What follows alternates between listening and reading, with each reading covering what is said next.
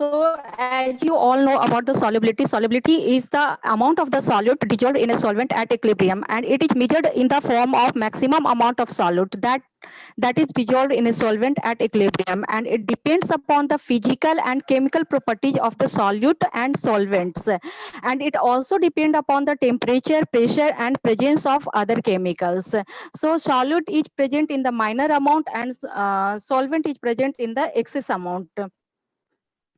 Moving to the next slide, solubility. Here we have taken the example of copper sulfate solution. When we add the solute in the solvent, then it forms the solution. And there are three different type of solution: diluted solution, concentrated solution, and saturated solution. In the diluted solution, it has very little amount of solute present in it, and it can dissolve a lot more solute in the diluted solution. So it is a homogeneous mixture, and it cannot be filtered out, and it cannot be seen through the naked eye. But in the concentrated solution, it has a lot of solute in it and can dissolve a little more solute, and it forms the concentrated solution. So it is a heterogeneous mixture, and it can be seen through the naked eye, and its particle size varies from micrometer in size. Where in the saturated solution, it has the maximum amount of solute present in it and cannot dissolve any more solute, and the excess amount of solute present in it settle at the bottom of the container or the jar, and this form precipitate. You can see solution in which solute and solvent homogeneously mixed together, and it forms a solution. Whereas in the suspension, there are particles in that particles settle at the bottom. A little amount of solute settle at the bottom, and in the third solution you can see. Ma'am मेरी आवाज जा रही थी? Yes, Arya, you continue. Precipitate is an insoluble substance and settle at the bottom, and there is a supernet over the precipitate, and this supernet can be decant off. So Next. this is the curve of the solubility and the temperature. This curve represents as the temperature increases, solubility of solids and liquid increases, and as the temperature increases, solubility of gases decreases. In the next slide, we see endothermic and exothermic processes. As you all know about the endothermic reaction and exothermic reaction, you already have studied in the previous classes. Endothermic reaction, which absorb heat from the surrounding and ultimately cools the surrounding. ये surrounding से temperature को लेता है और surrounding के temperature को cool कर देता है. तो यहाँ पे हीट एब्जॉर्ब करता है, and this causes a decrease in temperature.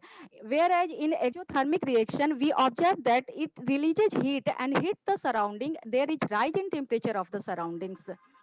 here are the list of the exothermic and endothermic process. Any combustion reaction is exothermic reaction, in which any substance which burns in the presence of oxygen and releases a tremendous amount of heat energy, and carbon dioxide and water is formed in this reaction. And well-known example of photosynthesis reaction, in which plant absorb heat from the surrounding, from the sunlight, to make their food. And in this process, carbon dioxide and water and takes heat and forms carbohydrate and release absorb energy. Endothermic reaction में हम लोग क्या देखते हैं कि heat जो होता है वो एब्जॉर्ब करता है, और एक्सोथर्मिक प्रोसेसेस में हीट रिलीज करता है. So this here we learn about the Lee-Chatelier principle, an observation which occurs at the equilibrium. When there is a change in the temperature, pressure, volume, or concentration of a system, then there must be a stress, and that stress must be minimized or reduced in order to achieve a new equilibrium. So this principle is important because it allows us to shift an equilibrium to the side that we would like to favor. Here we have taken the example of ammonia gas formation, and ammonia gas formed through Haber-Bosch process in which 1 mole of nitrogen react with 3 mole of hydrogen forms 2 mole of ammonia gas and releases a tremendous amount of heat energy, which is exothermic process. Here, as the temperature decreases, it favors forward reaction. It favors forward reaction and yield of ammonia increases. Whereas if the temperature increases, it favors the backward reaction. जब हम लोग temperature को बढ़ाते हैं तो ये backward direction की तरफ शिफ्ट होना स्टार्ट हो जाता है और yield ऑफ अमोनिया जो होती है, अमोनिया का जो प्रोडक्शन होता है वो घट जाता है. These are the factors which affect the equilibrium. Whenever there is an increase in the concentration of the substance, equilibrium will shift away from the substance. This is happens because extra concentration needs to be used up.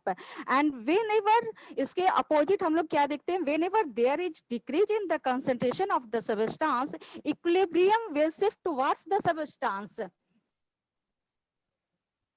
Equilibrium will shift towards the substance. This happens because extra needs to produce more of the substance to make up for the what was removed. And if we observe at equilibrium, then equilibrium will shift away from heat and exothermic reaction is favored. This happens because extra heat must be used up, and whenever there is a decrease in the temperature of the system, the equilibrium shift towards the heat energy and exothermic reaction is favored by the reaction. How does temperature affect Le Chatelier principle? Gives free energy, gives the relation between entropy and enthalpy, and gives this relation. This is the equilibrium constant. And in the endothermic processes, what we have observed that whenever a reaction proceed in the endothermic condition, then delta H is positive, and delta H positive if the temperature is increases, equilibrium constant increases, and the product concentration also increases because it favors the forward reaction. And in the case 2, we see that the exothermic processes in which delta H is negative, it releases heat energy, and this if the temperature increases, then equilibrium constant decreases because दोनों का relation जो होता है inversely होता है, and product concentration also decreases, and yield of product decreases. Here some of the factors which affect the solubility of ionic compound. हम लोग जानते हैं कि जो आयनिक कंपाउंड होता है वो पेरियोडिक टेबल में टॉप टू बॉटम जो होती है वो आयनिक कैरेक्टर घटती है, और जो एटॉमिक रेडियस होता है आयनिक जैसे सोडियम और पोटेशियम का अगर हम लोग देखें तो पोटेशियम का आयनिक रेडियस ज्यादा है एज कंपेयर टू सोडियम. तो strong solute solvent attraction increases solubility of ionic compound. Ionic compound are more soluble in polar solvent like water because the ion of the solids are strongly attracted to the polar solvent. तो atomic radius बढ़ जाने की वजह से potassium chloride जो है वो more dissolved है hot water में as compared to cold water. अगर NaCl और KCl की बात करें तो जो KCl है वो जल्दी डिजोल्व हो जाता है हॉट वाटर में. हम लोग एक्सपेरिमेंट में भी देखेंगे उसको. और NaCl जो है वो नॉर्मली इफेक्ट होता है, स्लाइटली अफेक्टेड होता है टेम्परेचर के प्रेजेंस में. जब in ionic compound and ionic compound are less soluble in solvent that contain common ion. अगर हम लोग कैल्शियम सल्फेट को लेते हैं तो कैल्शियम सल्फेट क्या है, स्लाइटली सॉल्युबल होता है कोल्ड वाटर में. कोल्ड वाटर में ऑलरेडी अगर किसी वाटर में कैल्शियम सल्फेट प्रेजेंट है और उसमें और हम लोग कैल्शियम सल्फेट ऐड करेंगे तो इक्विलिब्रियम राइट डायरेक्शन में ना शिफ्ट होगा, लेफ्ट डायरेक्शन में होगा, क्योंकि ऑलरेडी आयन प्रेजेंट है उस सॉल्यूशन में। तो ली चैटलियर प्रिंसिपल यही दिखाता है कि ऑलरेडी अगर आयन प्रेजेंट है तो वो फॉरवर्ड डायरेक्शन में ना होकर जो स्ट्रेस है उसको मिनिमाइज करता है। एंड वही हम लोग जब हीट करते हैं कैल्शियम सल्फेट को, आप देख सकते हैं टेम्परेचर के प्रेजेंस में व्हेन हीट हम लोग देते हैं कैल्शियम सल्फेट को, तो ये फॉरवर्ड डायरेक्शन में इक्विलिब्रियम शिफ्ट हो जाता है, क्योंकि हॉट वाटर में काइनेटिक एनर्जी जो होता है वो ज्यादा हो जाता है और मूव करना स्टार्ट कर जाता है, और कैल्शियम और सल्फेट का आयन ब्रेक डाउन हो जाता है। So Lee Chatelier principle predicted that the increasing the temperature or on adding heat, it will shift the position of equilibrium to the right and the compound will become more soluble in hot water. These are the some of the factors which affect the solubility of solids: temperature, nature of solute and solvent, complex formation, hydrogen bonding, and sometimes stirring also. जैसे हम लोग घुलाते हैं किसी चीज को तो उसकी solubility बढ़ जाती है, गर्म पानी में जैसे हम लोग नमक को घुलाते हैं या चीनी को घुलाते हैं उसकी solubility बढ़ जाती है, तो समटाइम स्टरिंग जो होता है वो टर्बुलेंसी को क्रिएट करता है और उसकी solubility बढ़ जाती है। Here we study about the cerium third sulfate. Here are the some key point about cerium third sulfate. हम लोग इसको एक्सपेरिमेंट में देखेंगे। सीरियम थर्ड सल्फेट जो होता है एक बहुत ही कॉम्प्लेक्स इनऑर्गेनिक कंपाउंड होता है जिसकी सॉल्युबिलिटी वाटर में टेम्परेचर बढ़ाने के बाद भी ज्यादा नहीं बढ़ती है बल्कि घटती ही है, जैसा कि हम लोग ग्राफ में आगे देख चुके हैं। तो ये घटती है इसकी solubility. Here we see the plot between temperature and solubility. As we increases the temperature, solubility increases. जो सोडियम क्लोराइड और पोटेशियम क्लोराइड है उसकी solubility टेम्परेचर देने से वो बढ़ती है, जबकि solubility जो सीरियम सल्फेट का है, आप यहाँ पे देख सकते हैं नीचे में, solubility ऑफ सीरियम सल्फेट वो घट रही है टेम्परेचर देने के बाद भी। और जो NaCl है, अगर आप बारीकी से देखें तो NaCl स्लाइटली अफेक्टेड होता है वो टेम्परेचर को देने से, लेकिन KCl जो है वो टेम्परेचर देने से वो बहुत जल्दी रिडली सॉल्युबल हो जाता है वाटर में। Now coming to the experimental section. Experimental section में हम लोग जो वी लैब में देखेंगे वो हम लोगों को 3 पार्ट्स जो है एक्सपेरिमेंटल सेक्शन में हम लोगों को स्टडी करना है, ऑब्जर्व करना है और रिलेशन हम लोगों को बताना है। जैसे we have to check the solubility of potassium chloride and cerium third sulfate, and in the second section we have to check the solubility of KCl and cerium sulfate, and we have to check the dissolution of KCl and cerium third sulfate whether it is a exothermic or endothermic process. And in the third section we have to study the relationship between solubility and heat transfer. तो हम लोग we lab में केम collective virtual lab में हम लोग इसको करके देखेंगे, और ये रिजल्ट हम लोग जो फोम कप में हम लोग उसके आगे देखेंगे। फोम कप जो होता है वो एक इंसुलेटर होता है, वो ग्लास से भी बेटर इंसुलेटर होता है, और इसमें हीट एक्सचेंज नहीं होता है, it doesn't allow the heat exchange. तो ये अलाउ नहीं करेगा, तो जैसे हम लोग एक्सपेरिमेंट में लेकर देखेंगे KCl 5 ग्राम लेंगे, और यहाँ पे हमने NaCl को भी लेके देखा है, लेकिन ट्यूटोरियल में NaCl को नहीं दिया हुआ है, बल्कि आप लोगों को खुद असाइनमेंट में इसको करना है, लेकिन मैंने इसको करके देखा था इसलिए मैं इसको लिस्ट में यहाँ पे डिस्क्राइब करी हूँ। तो KCl और NaCl को अगर 5 ग्राम लेकर देखते हैं, फोम कप जो एक इंसुलेटर है वहां पे हीट एक्सचेंज नहीं हो रहा है, लेकिन जैसे ही हम लोग वाटर उसमें ऐड करते हैं और 5 ग्राम KCl या NaCl ऐड करते हैं, तो टेम्परेचर जो होता है 25 डिग्री उसका नॉर्मल टेम्परेचर होता है, लेकिन जैसे ही हम लोग ऐड करते हैं तो वो टेम्परेचर आफ्टर डिसॉल्यूशन, मतलब जो सॉल्यूट हम लोग डालते हैं, जो हम लोग सॉल्ट लिए हैं फोम कप में जो ऐड कर रहे हैं, डालते के साथ उसके टेम्परेचर घटना स्टार्ट हो जाती है in the case of KCl and NaCl only, but cerium third sulphate के केस में क्या होता है, टेम्परेचर राइज करता है। टेम्परेचर राइज करने से क्या हुआ कि ये सोच कर रहा है कि exothermic increase of temperature, exothermic reaction मतलब कि सराउंडिंग का टेम्परेचर को बढ़ा रहा है और its temperature rises, but in the case of KCl and sodium chloride its temperature decreases and it shows that it is a endothermic process and solubility increases with temperature. So moving to the experimental section.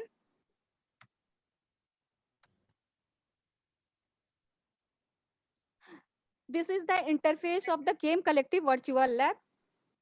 दिखाई दे रही है ma'am?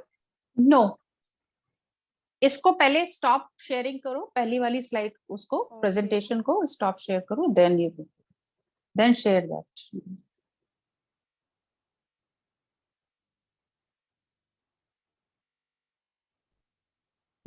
Now share your this thing. दिख रही है ma'am? No, फिर से. Yes, we can see it. This is the interface of the Chem Collective Virtual Lab. Here we have a study about the effect of temperature on the solubility. So for this, we have to,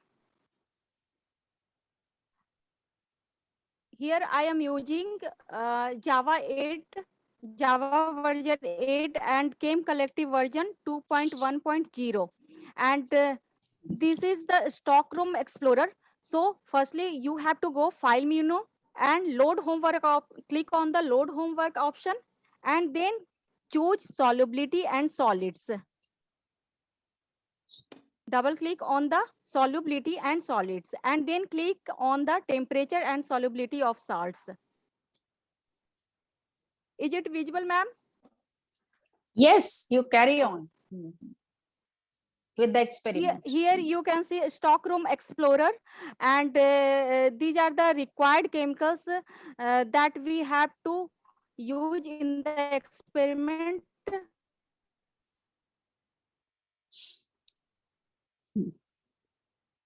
So at the bottom of the Stockroom Explorer, here you can see problem description. When you click on the problem description, then it will appear. And it has 3 sections. In the first section, we have to check the solubility of KCl and cerium third sulfate and in the cold water. And in the second section, we have to check in its solubility in the hot water.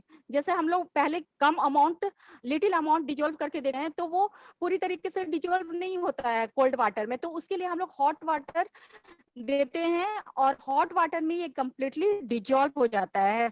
तो हम लोग इस चीज को देखेंगे. And in the second section, cerium third sulphate, whether this dissolution of KCl in water is endothermic, and in the third section we have to observe the relationship between the endothermic and exothermic and heat transfer and solubility.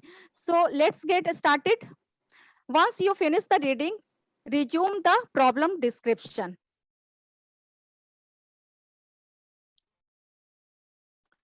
Click on the workbench. This is the interface of the Chem Collective Virtual Lab, and you have to select required chemicals and apparatus. So Stockroom Explorer have lot of chemicals. So हम लोगों को experiment के लिए हम लोगों को KCl bottle की जरूरत है. NaCl का भी मैं करके दिखा सकती हूँ, पर अभी टाइम बहुत ज्यादा हो गया है, तो अगर आप लोग बोले तो मैं करके दिखा सकती हूँ. आपके असाइनमेंट में है ये NaCl. Hello hello hello. हाँ हाँ, आवाज आ रही है आपकी. ओके. तो यहाँ पे हम लोग सीरियम थर्ड सल्फेट सॉल्यूशन का बॉटल लेते हैं. सॉल्यूशन नहीं है, ये सॉल्ट के फॉर्म में है, और हम लोग डिस्टिल्ड वाटर लेते हैं. Then we have to go on the tool menu, then click on the glassware icon and choose Erlenmeyer flask of 250 ml. Again, we have to go on the tool menu, click on the glassware icon, and then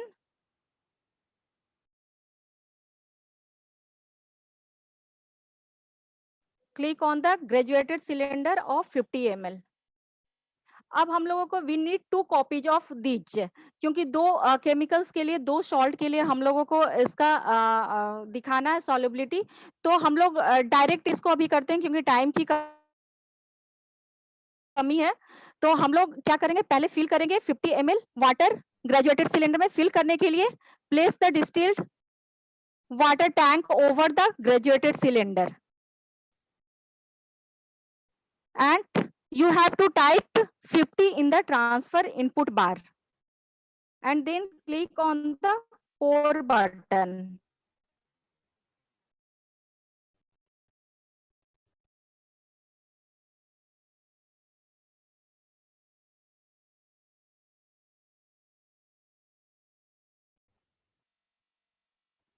tool menu में जाके हम लोगों को 50 ml का glass where जो Elon mayor flask हम लोगों ने सेलेक्ट कर लिया है। अब हम लोगों को ग्रेजुएटेड सिलेंडर की जरूरत है, तो 50 ml ग्रेजुएटेड सिलेंडर।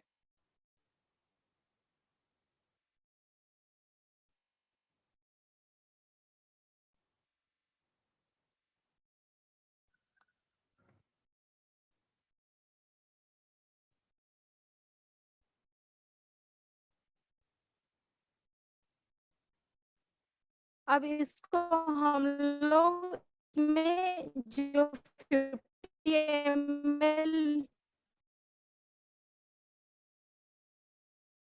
वाटर हम लोगों ने ग्रेजुएटेड सिलेंडर में लिया, इसको ट्रांसफर करेंगे एलन मेयर फ्लास्क में।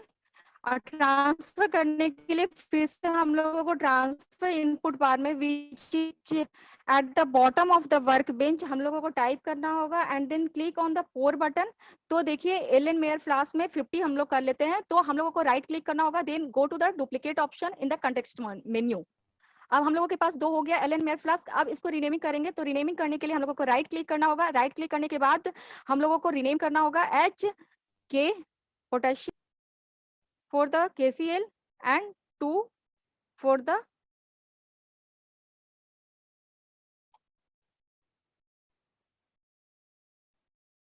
अब हम लोगों को टूल्स मेनू में जाके इंस्ट्रूमेंट आइकन को चूज करने के बाद वेइंग बोर्ड सेलेक्ट करना होगा and then again we have to go on the tool menu and then select instrument icons and then choose scale for weighing. तो हम लोग वेइंग बोर्ड को डुप्लीकेट करते हैं और इसका रीनेमिंग करते हैं। रीनेम 1 for the potassium,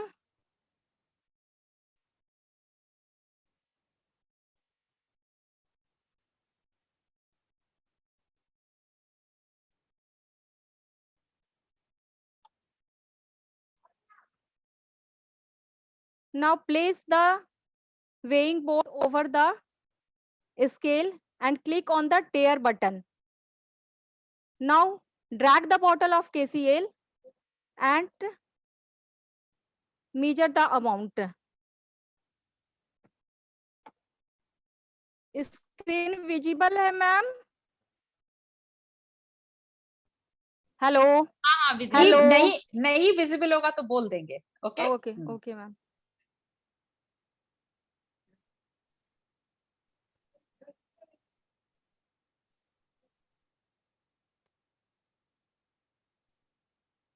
हम लोग यहाँ पे 5 ग्राम पोटेशियम क्लोराइड मेजर करेंगे।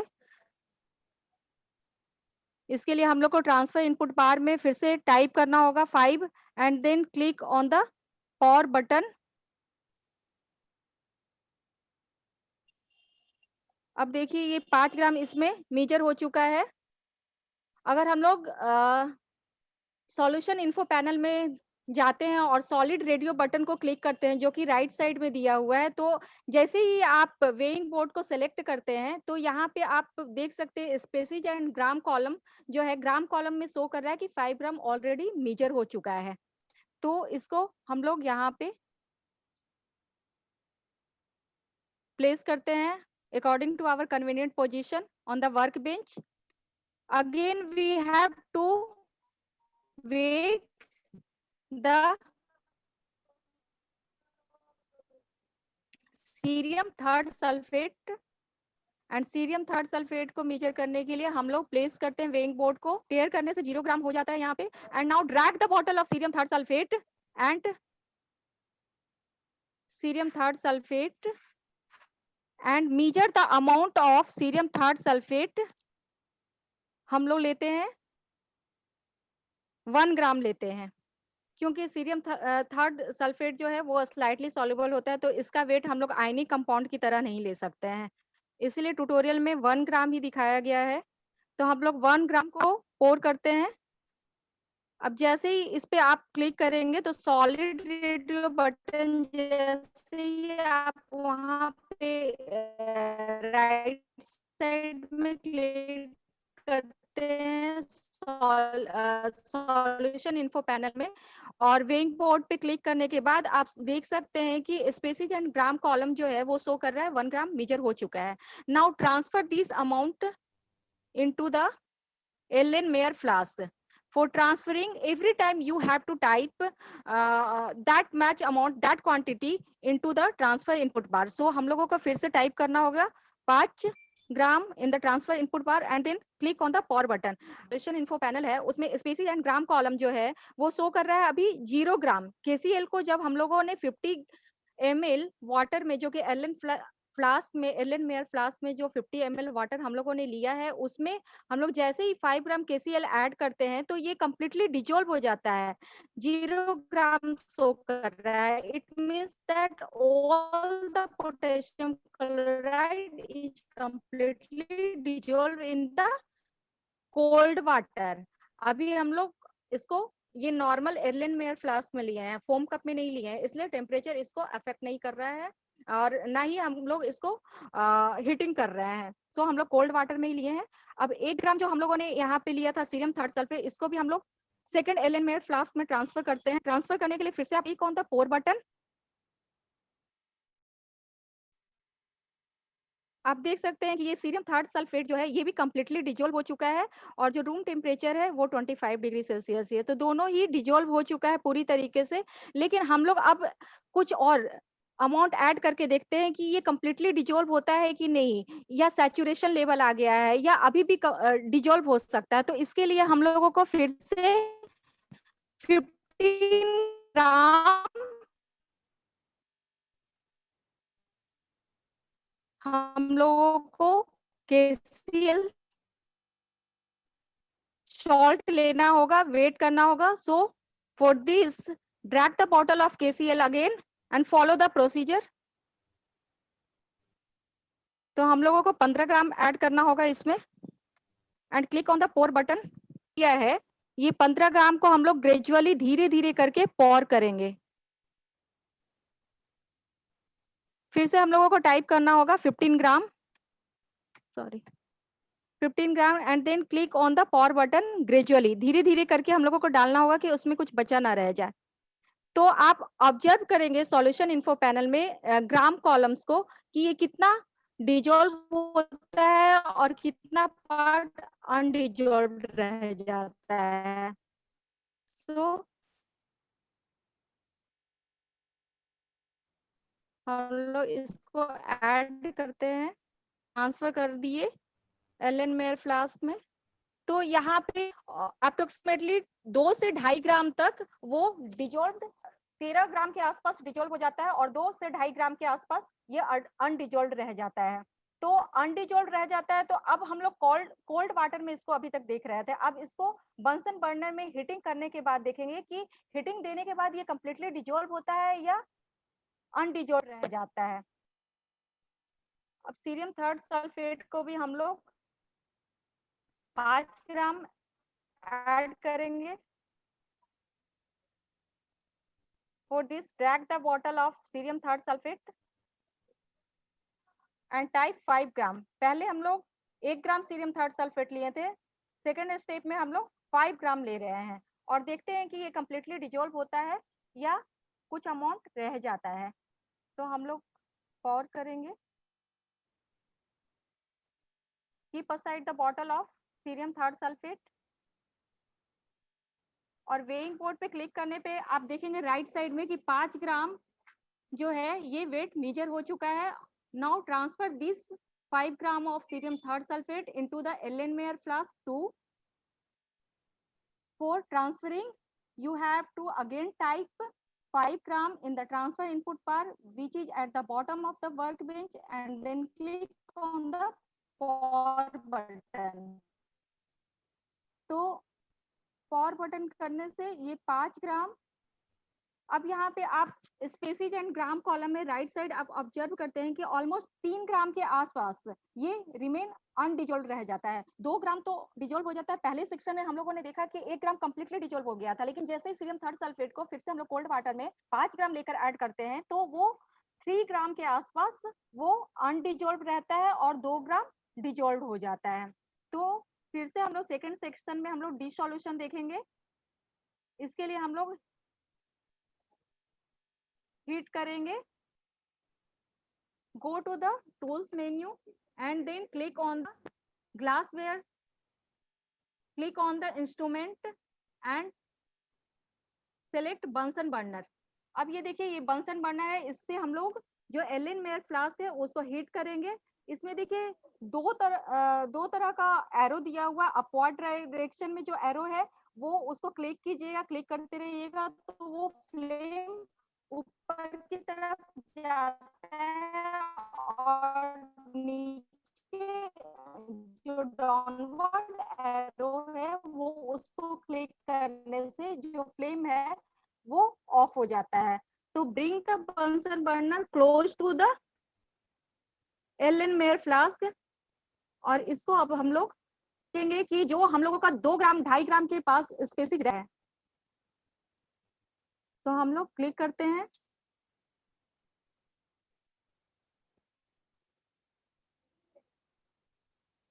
अब देखिए यहाँ पे टेम्परेचर ये अप्रोक्सीमेटली 40 डिग्री सेल्सियस के अराउंड ये कंप्लीटली डिजोल्व हो जाता है। केसीएल देखिए अभी 2 से 2.5 ग्राम बचा हुआ था हमारा, लेकिन यहाँ पे ये कंप्लीटली डिजोल्व हो चुका है। एट अप्रोक्सीमेटली 40 डिग्री सेल्सियस पे ये कंप्लीटली डिजोल्व हो चुका है। जो 2 ग्राम से 2.5 ग्राम स्पेसिस हमारा रह गया था वो हीटिंग करने के बाद वो एब्जॉर्ब हो चुका है, सॉरी हीटिंग करने के बाद वो कंप्लीटली डिजोल्व हो चुका है। फिर से हम लोग सीरियम थर्ड सल्फेट को हीटिंग करते हैं। इसके लिए हम लोग place the Erlenmeyer flask over the Bunsen burner, और अभी देखिए 2 से 3 ग्राम के आसपास 3 ग्राम के आसपास जो हमारा वो हीटिंग करने के बाद कंप्लीटली डिजोल्व होता है या नहीं, तो ये कंप्लीटली डिजोल्व नहीं होता है। बेसिकली हम लोग आयनिक कंपाउंड का ही देख रहे हैं, और सीरियम थर्ड सल्फेट वो हीटिंग करने के बाद भी टेम्परेचर का उस पे टेम्परेचर के साथ ज्यादा इफेक्ट नहीं होता है, बल्कि वो टेम्परेचर हम लोग को बढ़ाने से वो सीरियम थर्ड सल्फेट उसकी सॉल्युबिलिटी घटती है। तो ये आप देखिए सॉल्यूशन इन्फो पैनल में इसकी सॉल्युबिलिटी पे कोई ज्यादा इफेक्ट नहीं पड़ा। Now moving to the next section, अब हम लोग फोम का देखते हैं। इसमें जो थर्ड सेक्शन है फोम कप का, तो go to the tools menu. पहले इन सभी को हम लोग डिलीट कर देते हैं, जो हम लोगों को रिक्वायर्ड अपैरेटस जो हम लोगों को अभी जरूरी नहीं है उसको हम लोग डिलीट करने के लिए सेलेक्ट करते हैं और डिलीट कर देते हैं।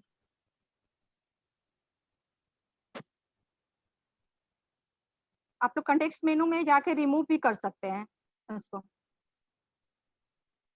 Now go to the tools menu and then click on the glassware icon and choose foam cup। foam cup हम लोगों ने चूज किया है।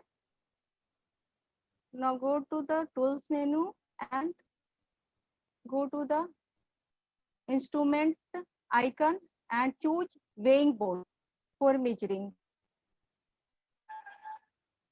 इसको हम लोग डुप्लीकेट करते हैं। डुप्लीकेट करने के लिए हम लोग राइट क्लिक करते हैं, then go to the context menu and select duplicate option, और इन दोनों को हम लोग रीनेम करते हैं। आप लोग 1-2 भी नाम दे सकते हैं या फिर KCl केमिकल के नाम पे भी दे सकते हैं। तो हम यहाँ पे ये टाइप करते हैं KCl के लिए and click okay. And second weighing board को हम लोग नाम देते हैं सीरियम। ये हो गया। अब फोम कप डिस्टिल्ड वाटर हम लोग लेते हैं 50 ml। फिर से इसके लिए हम लोग को 50 ट्रांसफर इनपुट बार में हम लोग को फिर से टाइप करना होगा, then click on the pour button, keep aside the distilled water, and इसको ट्रांसफर करने के लिए फिर से हम लोगों को ट्रांसफर इनपुट बार में 50 ml टाइप करना होगा and then click on the pour button. तो ये 50 ml जो हमारा फोम कप है एक इंसुलेटर है, बेटर इंसुलेटर है ग्लास से, जिसमें हीट एक्सचेंज नहीं होता है, डजंट अलाउ हीट एक्सचेंज। इसको हम लोग रीनेम करते हैं। अब फिर से वो प्रोसेस रिपीट नहीं पड़ेगा, इसीलिए इसी को कॉपी कर देते हैं। सॉरी, पहले कॉपी करते हैं, right click, go to the duplicate option. ये हो चुका है, दोनों फोम कप में 50 ml वाटर ऐड किया हुआ है। अब इसको रीनेम करते हैं। For renaming you have to type 1 2 or you can name it as on the basis of the chemicals. So here we type K for 1 foam cup and cerium for second foam cup. तो अब हम लोगों को measure करना है amount. KCl को हम लोग 5 ग्राम मीजर करेंगे। इसके लिए हम लोग को ड्रैग करना होगा बॉटल को, KCl को, और पहले तो हम लोगों को टेयर बटन को क्लिक करना होगा। ये 0 ग्राम हो गया। अब drag the bottle of KCl over the board and type 5 ग्राम। हम लोग 5 ग्राम ही मीजर करते हैं KCl को, और 4 बटन को क्लिक करते हैं। ये 5 ग्राम हो चुका है। अब फिर से सीरियम थर्ड सल्फेट को 2 ग्राम हम लोग मीजर करेंगे यहाँ पे फोम कप में ऐड करने के लिए। तो हम लोगों को पहले क्लिक करना होगा tare button. Now drag the bottle of cerium third sulphate over the weighing board and type 2 gram.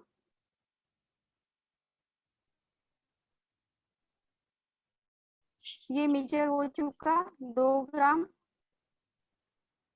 Keep aside the bottle of KCl and cerium third sulfate and a scale at the convenient position. Now you can observe, अभी देखिए आप यहाँ पे solid ratio button, यहाँ पे जो 50 ml आप देख सकते हैं कि वॉल्यूम 50 ml है फोम कप में, ऊपर की तरफ सॉल्यूशन इन्फो पैनल में, और सेकंड में भी, और टेम्परेचर जो है नॉर्मल टेम्परेचर 25 डिग्री सेल्सियस है।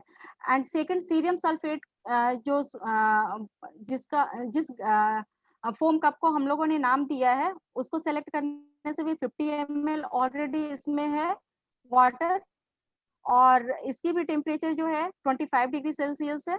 जैसे ही हम लोग पोटेशियम क्लोराइड को ऐड करेंगे फर्स्ट फोम कैप में, तो इसकी टेम्परेचर डिक्रीज होना स्टार्ट हो जाएगी। आप देखिए यहाँ क्लिक करने के बाद वेइंग बोर्ड को क्लिक करने से ग्राम कॉलम में 5 ग्राम ऑलरेडी शो कर रहा है कि 5 ग्राम वेट मीजर हो चुका है। वैसे ही हम लोग सीरियम सल्फेट जो हम लोग लिए हैं वो उसको भी क्लिक करने से 2 ग्राम स्पेसिस शो कर रहा है gram. Now add this amount into the foam cup 1। तो ऐड करने के साथ ही टेम्परेचर आप लोग देखिएगा सॉल्यूशन इन्फो पैनल में वो घटना स्टार्ट हो जाएगा।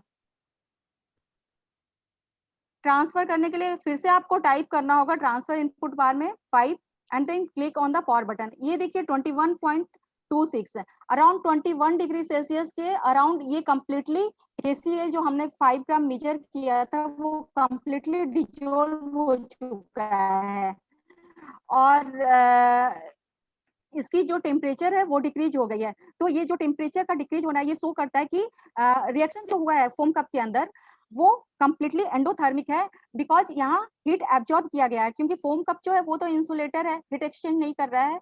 तो वहां पे जो हम लोगों ने ऐड किया KCl को वो टेम्परेचर एब्जॉर्ब किया, और टेम्परेचर एब्जॉर्ब करने से इसकी टेम्परेचर डिक्रीज कर गए और ये कंप्लीटली डिजोल्व हो गया। अब फिर से हम लोग सीरियम को ऐड करते हैं। ऐड करने के लिए फिर से you have to type every time that amount in the transfer input bar. तो 2 ग्राम हम लोग ऐड करते हैं। आप देखिए ये 0 ग्राम शो कर रहा है, और 27.54 डिग्री सेल्सियस पे ये कंप्लीटली 2 ग्राम जो सीरियम थर्ड सल्फेट है वो कंप्लीटली डिजोल्व हो गया, और इसकी टेम्परेचर राइज कर गई है। टेम्परेचर राइज करने का मतलब क्या हुआ कि ये एक्सोथर्मिक प्रोसेस है और इसमें हीट रिलीज किया गया है। हीट रिलीज करने से सराउंडिंग का टेम्परेचर बढ़ गई है। ठीक है, so this is the experiment, and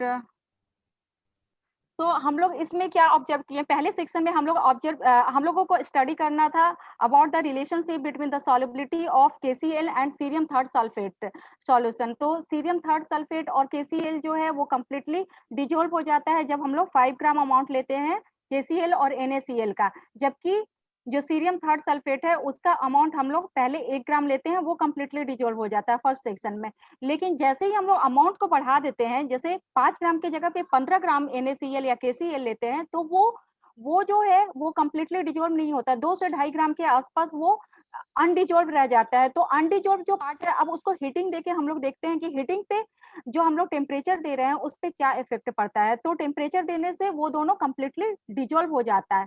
और थर्ड सेक्शन में हम लोगों ने क्या देखा कि एक फोम कप लेते हैं जिसमें KCl और सीरियम थर्ड सल्फेट सॉल्यूशन को 50 ml वाटर में ट्रांसफर करते हैं। जो पोटेशियम क्लोराइड होता है वो 5 ग्राम लेते हैं और डिजोल्व हो जाता है, और एक का पोटेशियम क्लोराइड का जो है वो टेम्परेचर घटता है 25 डिग्री सेल्सियस से 21 डिग्री सेल्सियस हो जाता है, जबकि सीरियम थर्ड सल्फेट में 25 डिग्री सेल्सियस से 27 डिग्री सेल्सियस हो जाता है। और अगर आप लोग जो असाइनमेंट में दिया हुआ है NaCl का अगर आप लोग करके देखोगे तो उसमें 25 डिग्री सेल्सियस से वो 24 डिग्री सेल्सियस के अराउंड कंप्लीटली डिजोल्व हो जाता है। तो हम लोग ये पूरा एक्सपेरिमेंट देख चुके हैं और इसको हम लोग समराइज भी कर चुके हैं मैम। ओके, बिल्कुल। सो ठीक, it was a demonstration of the experiment, that is the effect of solubility, effect of temperature on the solubility, and the understanding the endothermic and the exothermic reactions, right? तो आज का ओम राठौर, आपने hand raise किया हुआ, आपको कुछ पूछना है क्या?